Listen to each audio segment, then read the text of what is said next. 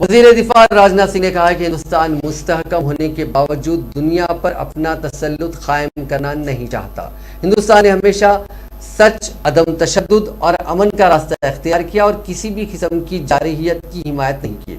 उन्होंने जोर देते हुए कहा कि अमन, सलामती और फौजी ताकत के दरमियान ताल्लुकात गुज़िश्ता चंद बरसों के दौरान गहरे हुए हैं। दुनिया में अमन की बरकरारी के लिए ममालिक के लिए मुस्तहकम सिक्योरिटी निज़ाम की अहमियत को उजागर करते हुए उन्होंने कहा कि गुज़िश्ता चंद बरसों के दौरान हमारी हुकूमत ने ऐसा माहौल तैयार किया है जिससे मुसल्लह अफवाज, साइंसदान और दिफा के आलात तैयार करने वाले मुअस्सर सोच के हामिल और हिंदुस्तान को मुस्तहकम और खुद मुक्तफी बनाने की राह पर पेशकदमी करें। उन्होंने कहा कि मुल्क ने 5 टन के ज़मरे के हेलीकॉप्टर्स के डिज़ाइन और तैयारी में अपनी ताकत का मुजाहरा किया। उन्होंने जोर देते हुए कहा कि हमें आलमी लीडर बनने के लिए 10 टन वाले हिंदुस्तानी मल्टी रोल हेलीकॉप्टर के डिज़ाइन और उसकी तैयारी में पेशरफ्त करने की ज़रूरत है। आज हैदराबाद में चेतक हेलीकॉप्टर की एक तकरीब में राजनाथ सिंह ने शिरकत की थी।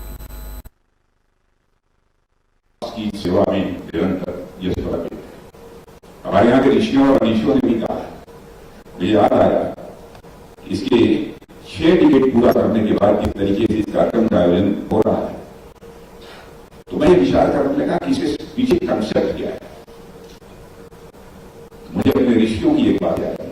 हमारे ऋषियों और ऋषियों ने कहा है कि यद पिंडे तत् ब्रह्मांडे, यानी जो पिंड में है वही ब्रह्मांड में है, यानी वो यूनिवर्स में है। जो जड़ में है वही चेतन में है, जो छोटे में है वही बड़े में है, जो मेरे में है वही तेरे में है। इसे यद पिंडे तत् ब्रह्मांडे कहते हैं। यानी ठोस में काम करने वाले लोगों को यह मानना होगा कि हम जीव हैं, हमारी रक्षा करने का काम है। हमारे लक्ष्यों को हासिल कराने में जो भूमिका ये चेतक निभाता है, यह भी एक जीवन की इकाई है। इसीलिए उसके प्रति समान